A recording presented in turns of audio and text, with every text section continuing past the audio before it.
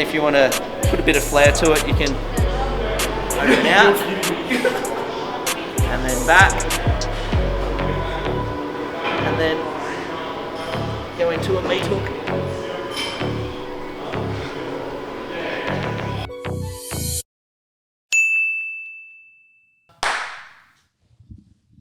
And we are rolling. Ladies and gentlemen, welcome back to a special episode of the Northern Beaches #1 podcast. So you are again listening to The Whip. My name's Zach. Here's Elliot again. And today we have Andy with us today. Thanks for having me, guys. No worries, DY Calisthenics. That's right. Saying it right? Yeah. Right. Good start. Perfect start. So Elliot really wanted to have Andy on because you've got such an incredible story and you're really into fitness, like sort of what we wish we were as well. Well, I'm 6'4" Adonis, but Yeah. Zach wishes he looked like me.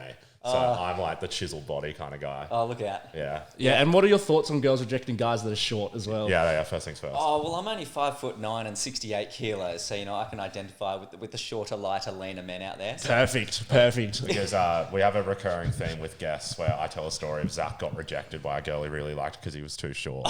Yeah, it was stitch up. I'm sure I can relate to. Oh, awesome. It might have something to do with Zach's personality as well. Maybe, potentially, but we'll just leave it at the height. So you went on a fun run this morning. Tell us more about that. I did, yeah. I took my daughter, she's 5.5, and we went on our first fun run. So it was 2Ks, we did it in 16 minutes, and she got her first medallion, and what a thrill it was for her. So she's already asking for the next one, so I've got to find out when the next one is, lock us in. So yeah, the PB will be to beat 16 minutes on the next one. That's pretty good. It's not too bad for those 5.5-year-old legs. Yeah, for the little legs running. Yeah. How long have you been running for? Well, I used to run competitively quite a bit before I found calisthenics, and my sort of race length was 10 to 12 Ks. So Yeah. I would follow like the Sydney Strider events across Sydney and run those. And I guess my goal was always to get sub 40 in a 10K event. So yeah, I wasn't super fast, but you know, it was decent. It's all about keeping up, hey? Yeah. How did your journey start? How you get into what you're doing? Because obviously your whole life now is fitness and all that. So how did you kind of come about that and jump into it? Yeah, well, I grew up being very active, playing a lot of sport when I was growing up. When I was being born in hospital, my dad actually built a tennis court in the backyard for me. So I was supposed to end up being a professional tennis player. For the cash money. Yeah, that's right. But I ended up pursuing skateboarding and other stuff. And I guess I was socially distracted. I just wanted to be around my friends and play. And I was never super competitive. Leighton Hewitt, Roger Federer, they were my age. They are my age. And so growing up, they were sort of winning all the big tournaments. And when I was 16, instead of focusing on playing, at a higher level, I focused on my skateboarding, started breaking bones. Yeah. And that sort of ended my tennis career at the age of 16.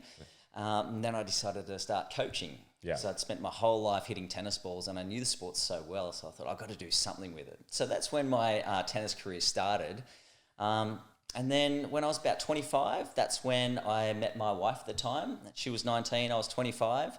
And I realised that the tennis coach's wage wasn't going to be enough to support a family, buy a home. Yeah. So then I went to uni, I became a school teacher.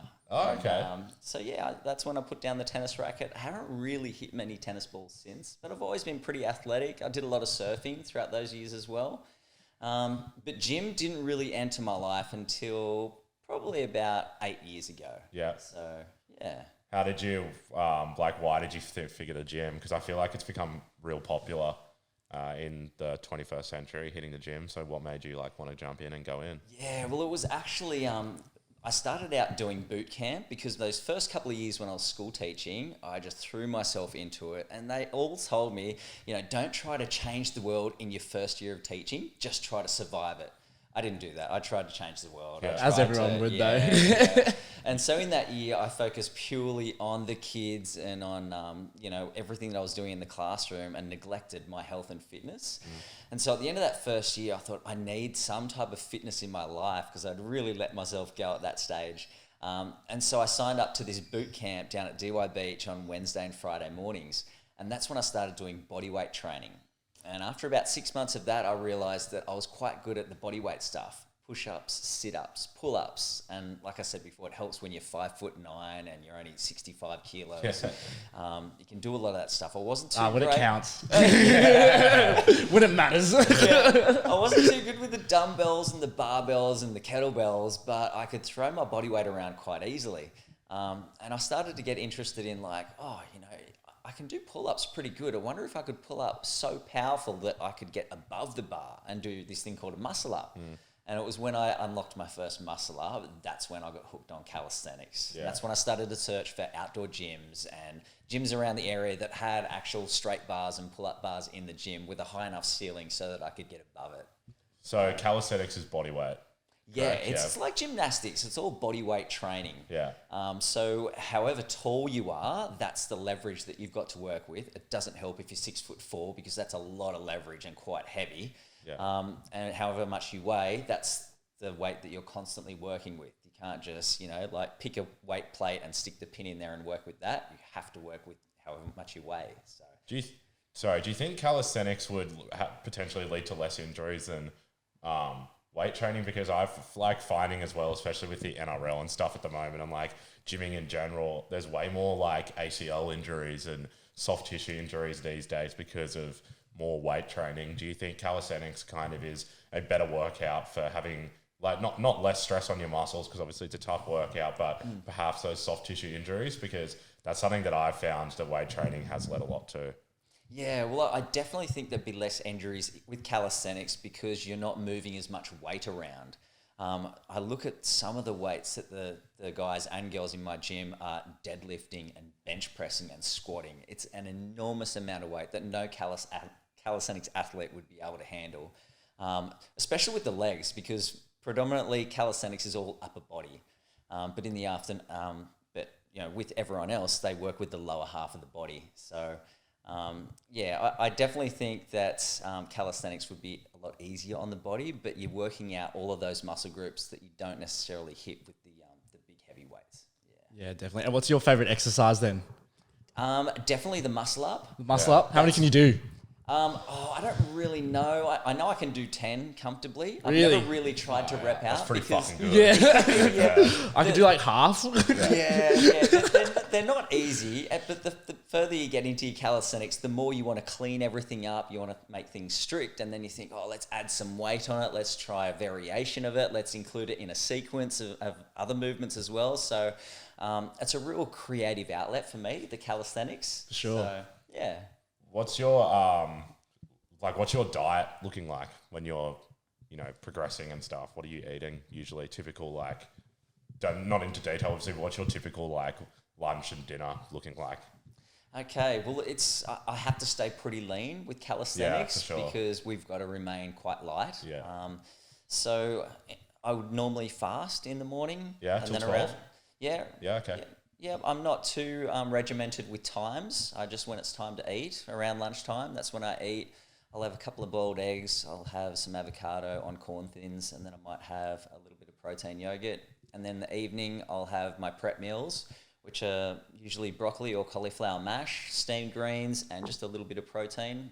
And then I'll finish with some berries and some yogurt, protein yogurt as well.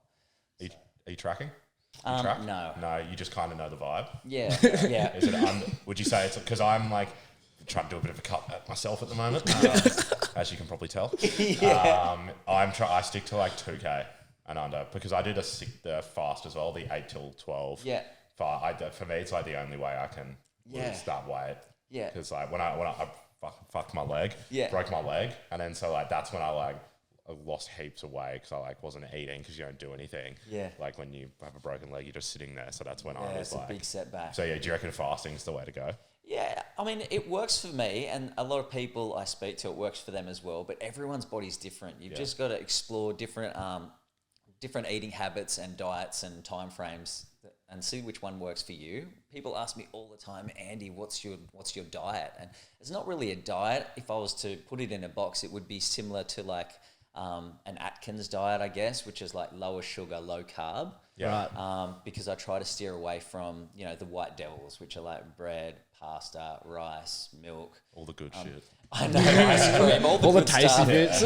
Yeah, that's right. So, yeah, that's kind of what I'm doing at the moment. And I don't track, but that's just not me. You know, I'm not, thinking numbers, calculating what goes in. If I feel like, some ice cream, I'll go eat ice cream. Yeah. But otherwise, Oh, so you're not too strict with it? no, I'll try to be consistent. Most of the time, that's what I'll eat. But there are days where I don't eat that. So Me and Zach indulged last night. did you? What did you guys have? Well, I had Thai food and a couple of beers. Yeah. Maybe a few too many, but I went to Bar Luca. So you ever been to Bar Luca? No, I haven't. Well, it's a bit out of your eating, but it's in the city. Burger place. Yeah. Change your life. Really? Okay, I'll look into it. Yeah, for you've got to sure. go. Take your daughter.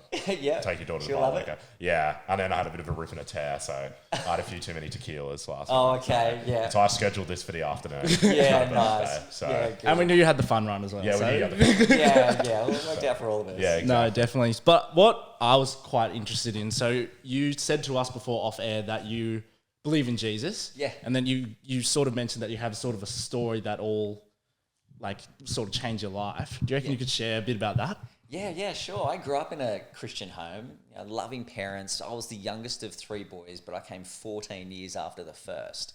So wow. that's quite a gap, Yeah. Unplanned pregnancy. I was always told that I was a blessing and that I was a surprise, but I interpreted that as I'm special. Oh, heavy. And so growing up, I put this pressure on myself to live with a moral and ethical code higher than everyone else's. So the personal standards that I held on myself were huge. And so, growing up all through primary school and high school, I did have a lot of empathy growing up, and I always felt the urge to give to people that would never be able to give back to me. And during high school, when everyone else is drinking and drugging and partying and on that journey of self-exploration, I abstained from all of that. And I was the guy that would go to the parties because I was very social, but I would be there looking after the people that had just obliterated themselves across the night. The dad of the group. Yeah, that's right. Yeah, so I tried to be a leader and I tried to be a role model, but by the time I turned 21, that all weighed pretty heavy on me, and the grass on the other hill looked a little bit greener. Yeah. So I thought, okay, now's the time. I feel like I just want to try some of that stuff. But I couldn't do it in my hometown because everyone knew me for having this reputation and that clean record. So put the back seats down the car and drove up and down the coast of Australia for 4 months and had my little self-exploration. So I thought, okay, first thing I need to do was get drunk. But I didn't know how to drink because I've never tried alcohol before. So I ended up in this place with these people and I sculled 7 fluoro-coloured vodka cruises in an hour. Tasty but dangerous, especially 7. I'm already feeling the hangover. And that was the first time man. you really drank So as I well. had clean pipes, right? So you put 7 vodka cruises down them in an hour on a dehydrated body. I'd been out in the surf all day in the middle of summer. Yeah. And so I skipped this stage where everyone was talking, you're going to get tipsy and happy. And then you start dancing around and you're really funny. And I didn't get that. I just got really, really sick. And I just threw up for the next couple of hours. And then I had a 2-day hangover. Yeah. And so that was my first time getting drunk. And I thought, okay, this sucks. Yeah. I'm never doing that again, but it's ticked off my list. And then the next thing I needed to do was do drugs. Yeah. And so I ended up sitting in a circle with these people I didn't know up at Noosa. And this joint came around in front of me. And so I thought, okay, I'm going to smoke some pot. This is going to be cool. Thing is, I didn't know how to smoke because I'd never puffed a cigarette before. So I thought, okay, I had asthma growing up. So I thought, I guess I'll just attack it like I do my Ventolin puffer. And I'll just take a deep breath. And I did that. And oh man, it burnt my lungs so bad. And I was coughing and spluttering in front of the whole group. Everyone's laughing. And anyway, I took a real good hit and I got high and I went through the motions and did backflips and cartwheels in my head and got the giggles and then got really paranoid and anxious. And then everything starts spinning. Yeah, that's right. And then my mouth felt really pasty and weird. And I just wanted to eat. And so I ate this whole box of Jats crackers. And I hate Jats crackers, but I ate the whole box. Anyway, that was it. Had a weird sleep that night, weird dreams. And then the next day I was like, okay, I did drugs. I didn't enjoy it, but tick, it's done. next thing I needed to do was have sex because I was still just a 21-year-old virgin. Yeah. So, called up a friend of mine who I knew from tennis coaching, and we got together and we had sex. And it really didn't last long. It was really clumsy and clunky on my end. I had no idea what I was doing, but she was really kind to me. And, so that was that. So I thought, okay, I've explored everything that I've been abstaining from all those years. Now I'm just going to get on with, being a good living man and get back to my life of responsibility. So I did, and I ended up getting married when I was 25 and was married for 14 years and, head down, bum up, working, saving. But I guess we just got too busy during that time, focusing all the things that we were supposed to do, like working and saving and buying this house and, looking after all of these different things. We just weren't looking after each other, and I take full responsibility for not keeping things spontaneous and romantic and spicy and neglecting to make time to invest into the health of our relationship. And so by the end of it, we were like ships in the night. We worked opposite hours for many years there, so we only saw each other in parts, and the time we did see each other, we were so tired and we just were hungry and we just wanted to eat and go to bed, and it just got away from us. And then in December 2019, she said that she wanted to separate. Fuck.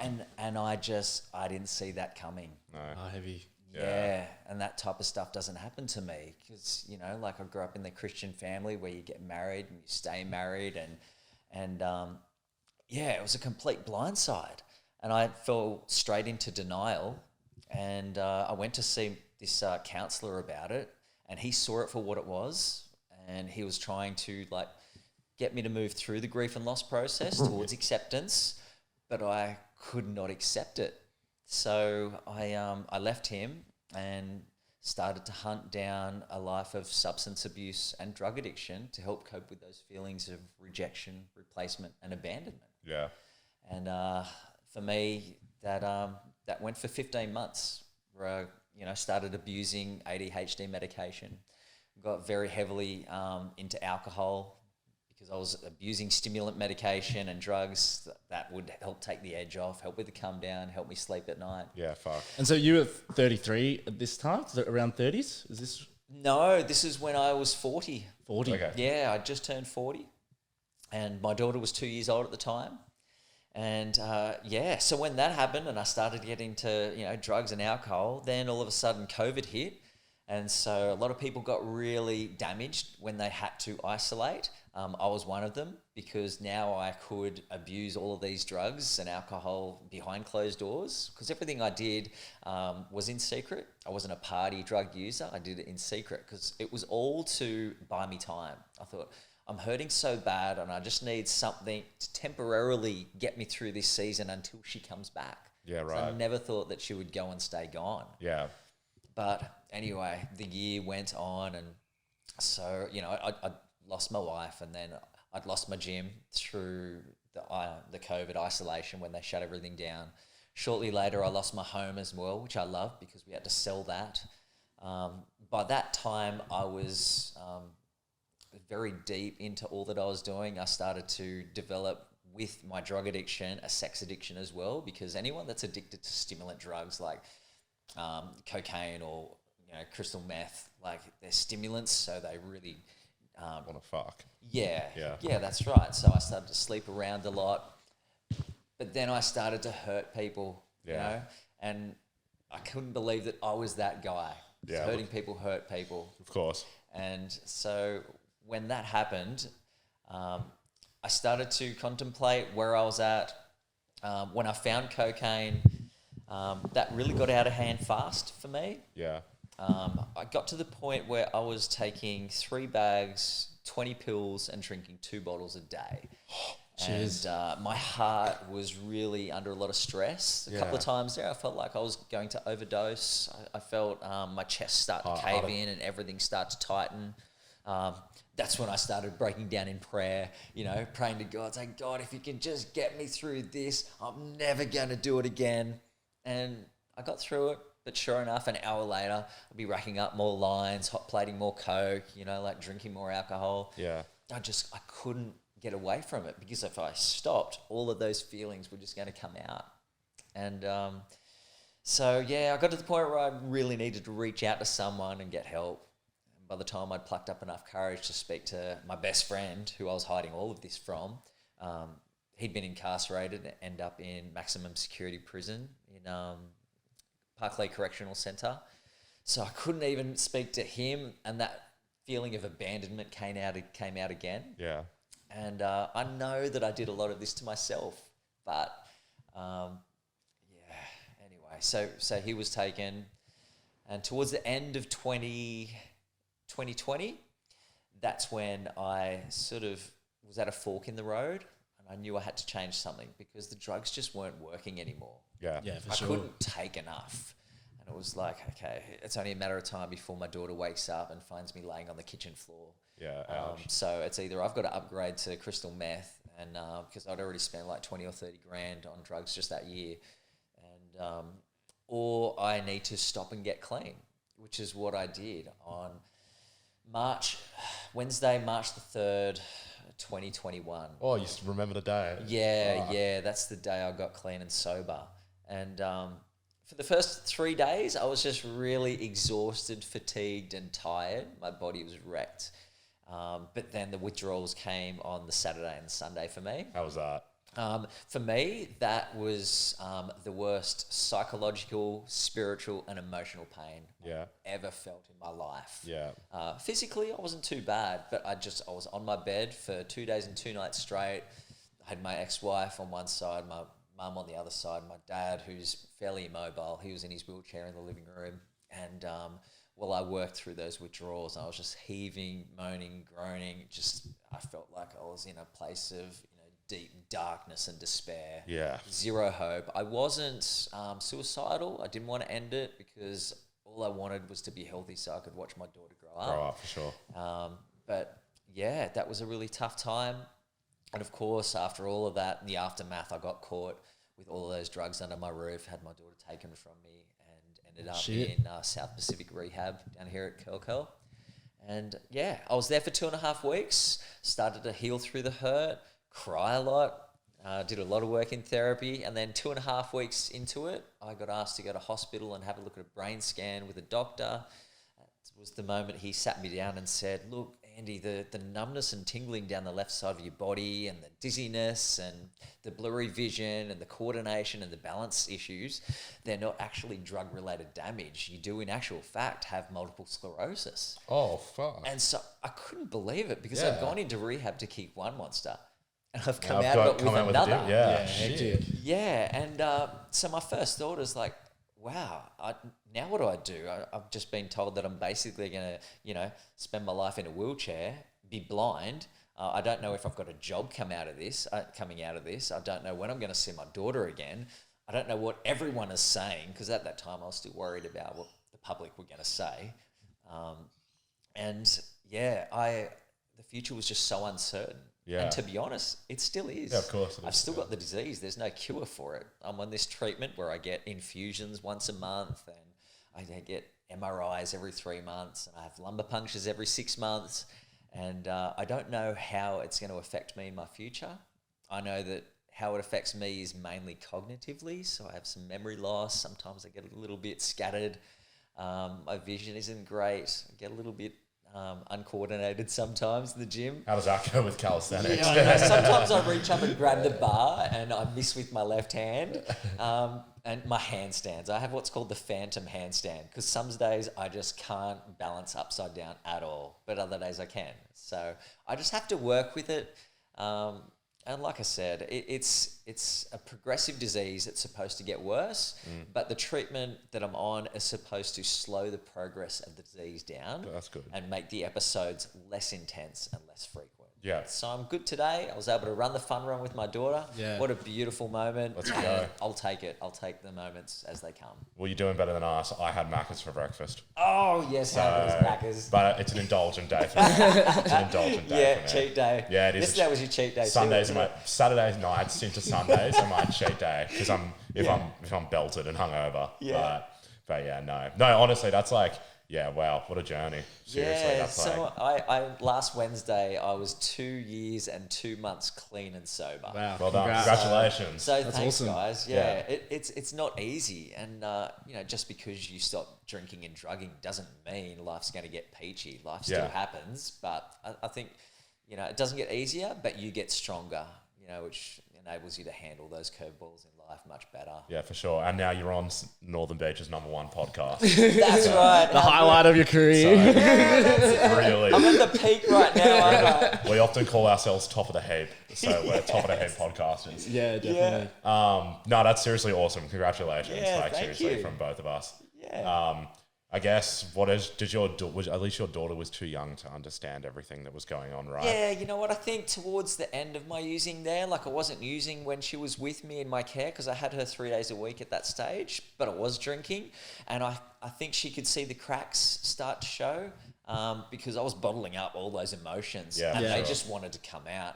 And I think she was pretty intuitive. She could tell that I wasn't well and wasn't happy and quite broken inside.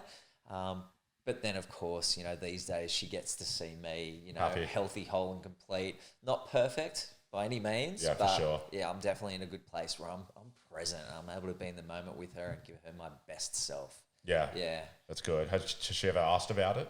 No. That's no. good. She knows I go to hospitals all the time. Yeah. And it's either to receive treatment with my MS or it's because I'm speaking to other people. Because 2 or 3 nights a week, I go into rehabs, hospitals and institutions and I share my story and, Oh, really? and help to give them experience, strength and hope. Because a lot of them are going through exactly the same stuff that I was going through. And a lot of it comes from relationship breakdowns. And, Yeah.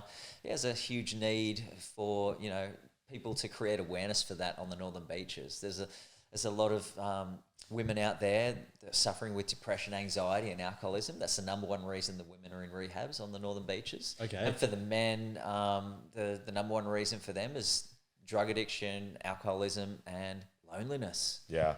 So we just got to talk about stuff. It all starts with the conversation, I think. Where do you do that at? I do that at Northern Beaches Rehab on Thursday nights. I do it at my old rehab, South Pacific Rehab, on Saturday afternoons. And there's also NA and AA meetings that happen everywhere. And I also speak at some of those as well from time to time. So, yeah. Do you think the problem is there's maybe a lot of stigma around it and people just need to go like, it's all right, you're allowed to have problems? Yeah. Yeah. Yeah, and it's so fine to talk about it because it's not until I started talking about it that all these people I knew said, oh, actually, you know what? I've actually been struggling with this thing. People that say that they're struggling with something generally means that they're addicted to it. So if it's a struggle, it's probably an addiction and probably something that we need to, work on navigating a way to, get that habit out of your life. So, Yeah. yeah. Are you able to have a glass of wine or alcohol? Not allowed to, sorry, probably pick my words better. Can you dabble now or do you just clean slate? You're just like, no. In terms of alcohol, Yeah, can you have a glass of wine and like... I know what you're saying, and I can. Yeah, I can cool. do whatever I want. Yeah. It's my choice that if there were health benefits to alcohol, I would go back to it. Yeah. I've seen the changes in my body, the changes in my health, and the momentum that I've been able to gather living with an alcohol-free life. And they've only been positive benefits. Yeah, so for me, I'm choosing to, to stay sober. Yeah, for sure. As far as staying clean from drugs is concerned, I know that I can't ever go back to stimulant drugs. Yeah. So I'm now unmedicated ADHD. Okay. Which means I have to use a diary and a calendar and make sure I'm on top of all that stuff and Yeah. have a clean, healthy diet so I can focus better. Yeah. But I know I can't go back to cocaine. In fact, the other week I went to a wedding, reached into my inside secret pocket and I pulled out this $20 note. It was like a garden hose. It was glued together with so much coke that I used back in the day. I can't even remember last time I wore that suit, but I unrolled it and I dabbed it on the top of the stove and there was just a line of coke right there in front of me.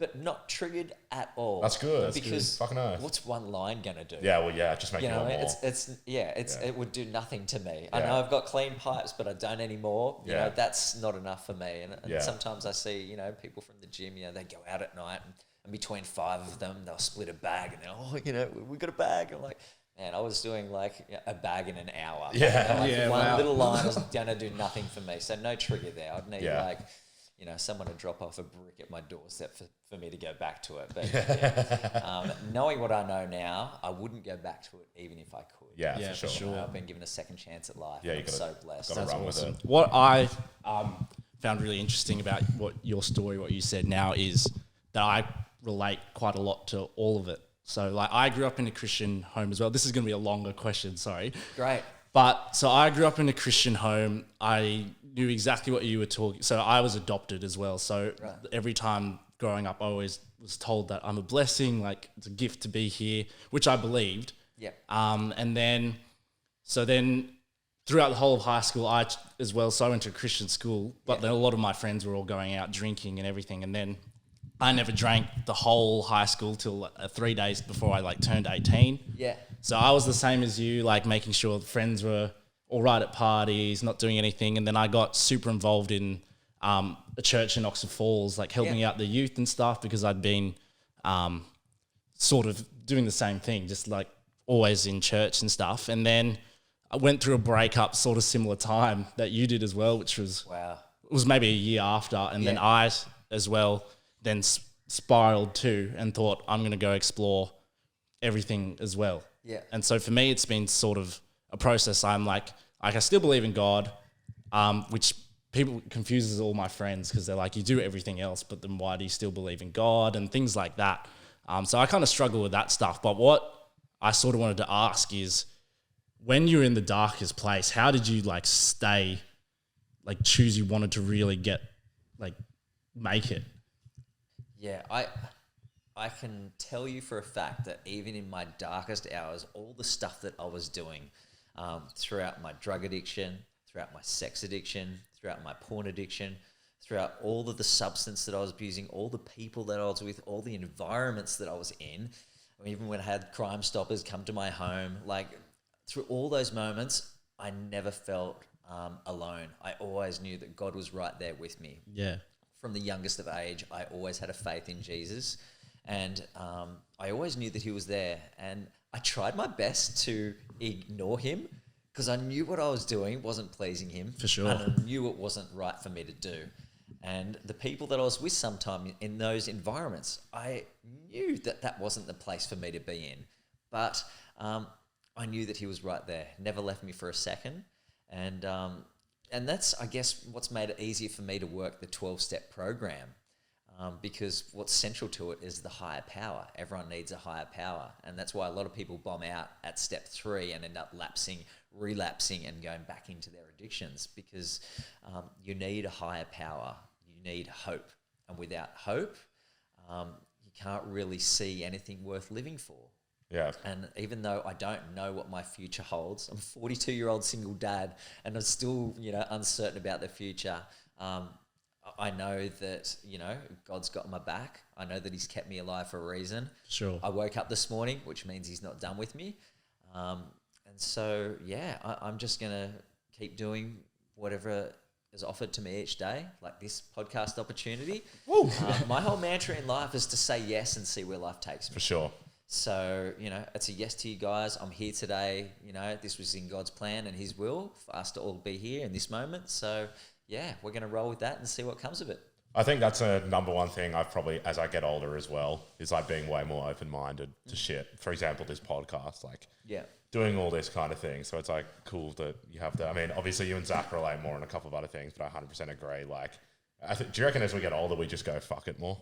Well, definitely. The things worry that you about used to less and stress less. about, all Yeah. those insecurities you had when you were a Yeah, teenager, yeah. remember? The older you get, the more you just don't care. Yeah, you you're don't too tired. care about what people think as Yeah, much. I agree. Yeah, Like- and it's a beautiful thing. It's a liberating thing. Yeah. Because you're quite happy to speak your mind, and it's just like, if that's not cool with you, then fine, I'm okay with it. Because I reckon I've only hit that in the last year or two.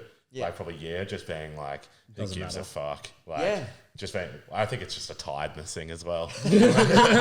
Just too tired to care. Yeah. I wanted to get your opinion on something that's a bit left field. Yeah.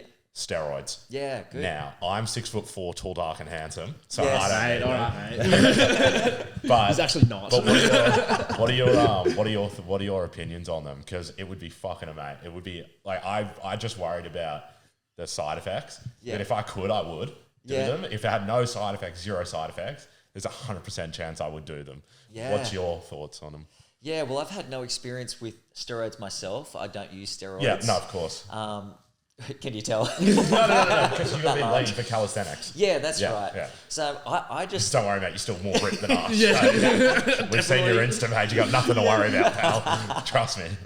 the way I approach my training is everything is skill specific. So if I'm going to do a particular exercise, it has to be connected with a certain skill in mind. So I think the same way with steroids. If you are a bodybuilder and you're looking to compete, let's say in 6 months' time, and your goal is to compete at a certain level against certain people, then you may need steroids to be able to level the playing field for yourself. And that's where, I guess, if that's what you want to do, then go for it. Have at it. It will definitely improve your physique and get you, to put on major mass in a short amount of time. It's proven fact. Yeah. What would concern me if I went on it is the side effects. Yeah, I agree. If I got on it and I got super large and liked what I saw in the mirror, the fact that I would have to continue to use those steroids forever to keep that figure and physique, that frightens me. That freaks me out as well. Yeah. That's because I think the biggest thing would be like coming off it, people would be like, oh, he was on roids. You know what I mean? Like, and it also like the back knee. Yeah, I see all those photos. I get as well. sweat pimples. So when I run and stuff, I get sweat pimples and shit. So if I was on that stuff, you'd be fucked back there. Yeah, So, that's another thing. The skin condition, whenever I go in for my MS infusions, they put some steroids in with them. Yeah. And always for the next week and a half, I break out in these huge, big blind pimples and the acne around the neck. Yeah. And I can't stand that. I get really self-conscious about that in the gym because I'm always in like tank tops and singlets. Yeah. And but they're just a couple of the small side effects. I'm thinking more from a mental health point of view, where body image, body acceptance, looking at myself in the mirror. Yeah. I'm not even thinking about roid rage or the testosterone or anything like that. I'm just thinking after it all ends, when I have to, get off and I'm not cycling anymore, then when I look at myself in the mirror, I don't want to be unhappy with what I see. Yeah. I always want to be happy with what I see in the mirror. And I think that's a journey that you'd have to explore for yourself if you were keen and give it a crack. But yeah. We had a mate who, I won't say his name, hope he doesn't care I'm saying the story, but I'm going to fucking say it anyway. Yeah, say it. Who was doing a cycle, and when he was coming to the end, was on a work site, and his boss he's a tradie, and his boss would be like, can you pass me a hammer? And he'd just start crying. When he would get to the end, when he was See, that's why it's just not worth it. just like break down in tears midway through. So where do you do your gym now? I do a lot of my training with Crunch Gym. Yep. In DY. Yep. That's right. Shout out Crunch DY. Yeah. Although we do have a bit of a friendship with Avalon. Yeah. Anytime Fitness. So Avalon Anytime Fitness, shout out. I started out at Anytime Fitness actually, and when Crunch came up, I moved across the road because Anytime Fitness didn't have a straight bar that I could do muscle ups on. They only had like the handles that stick out and the cable machines. Yeah. The Crunch had the highest ceiling, the straight bar, so that's why I went next door. I'm an ambassador for them now, so I'm definitely with Crunch. But you'll see me float around to a lot of different gyms because I like to keep the relationship and the partnership open with the whole fitness community. Yeah, for sure. Yeah, I'm happy to visit you guys at Avalon anytime. Well, I'm actually at DY, but well, I'm at DY Fitness first. But that's more because they haven't sponsored us yet. So Avalon, seriously, fucking lift your game. Seriously, fucking bullshit. Anyway, no, we were actually for a charity bro yesterday. 2 ladies were rowing 100 k's each to raise money for a family in DY. a family in DY who's suffering from cancer. They ended up raising $10,000. $10,000 got done, and they did the 100k row. Finished last night. It took them 9 hours and 58 minutes. What a huge effort. Yeah. Now, was I too drunk to put up the congratulations post? Yes, I was. I take accountability for that, and it will be going up. I was today. wondering where it was. I was hammered. But I'm an accountable person. I apologise, and it will be going up today. But we did shed a shit out of the link. So Yeah, we did. We did do something right. So yeah, steroids good. Obviously. Steroids good. I'll send out a few messages. Yeah, well, it's got the up to you. Like, I would make sure you approach the right people, and Yeah, for sure. And I saw you went to that infrared, the red light. Yeah, so I've What just is that? Infrared sauna. Yeah. I've just partnered up with Recovery Lab in Brookvale. Yep. And so I've been doing the infrared saunas, the ice baths, the compression boots, all that type of rest and recovery stuff. And I definitely like the infrared sauna better than the ice bath. Yeah. So I think it'd be crazy if you said the other way. Although I do, except in winter. But in summer, I got into the habit of, because I have anxiety, so I was doing the cold showers in the morning because it lowers your heart rate for the day. Yeah, So right. I was trying to do that. So, but what's Did it work? Did it work? No, I still worry a lot. It's usually because of my own actions. Good on you for trying it. Yeah. Right? No, but but I don't do it in winter because I just don't want to really. But what's the infrared meant to do? Because like it's this new thing that's coming through. I love a sauna, but why the infrared? Yeah, I think that it all helps with reducing inflammation, which is good for everyone. Yeah. But I am told that after an infrared sauna session, if you're in there for like 30 to 40 minutes, it can take up to 600 calories off you, which is amazing, right? Yeah.